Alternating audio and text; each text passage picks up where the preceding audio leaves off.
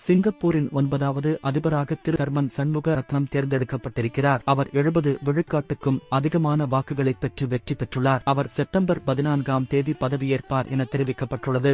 அவரது பொறுப்புகள், அதிகாரங்கள் என்னென்ன என்பதை தெரிந்து கொள்வோம். சிங்கப்பூரில் அதிபர் என்பவர் நாட்டின் தலைவர். அவர் 6 ஆண்டுகள் பதவியில் இருப்பார். பிரதமர் என்பவர் அரசாங்கத்தின் தலைவர். அவர் அமைச்சரவை உறுப்பினர்களுடன் இணைந்து அரசாங்கம் எப்படி செயல்பட வேண்டும் என்பது குறித்து முடிவெடுப்பார்.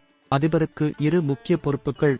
பல இனச் சமுதாயமான சிங்கப்பூரின் ஒற்றுமை சின்னமாக திகழ வேண்டும். தேசிய நிதி இருப்பு, பொதுச் சேவை ஒருங்கிணைப்பு ஆகியவற்றின் பாதுகாவலராக இருக்க வேண்டும். நாட்டின் தலைவராக அதிபர் முக்கிய தேசிய நிகழ்வுகளுக்கு தலைமை வகிப்பார். அதிபர் கட்சி அரசியலுக்கு அப்பாற்பட்டவர்.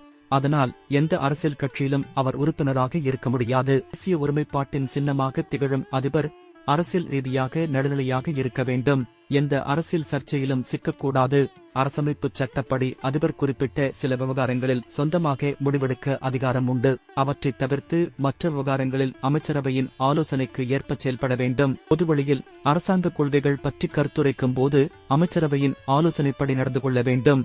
தனிப்பட்ட முறையில் அதிபர் பிரதமருக்கு ஆலோசனைகள் வழங்கலாம். ஆனால் அவற்றை ரகசியமாக வைத்துக் கொள்ள வேண்டும். அரசமைப்பு சட்டம் அதிபருக்கு சில பாதுகாவல் அதிகாரங்களை வழங்குகிறது. அவற்றைக் கொண்டு அவர் தமது ரத்து அதிகாரத்தை பயன்படுத்த முடியும்.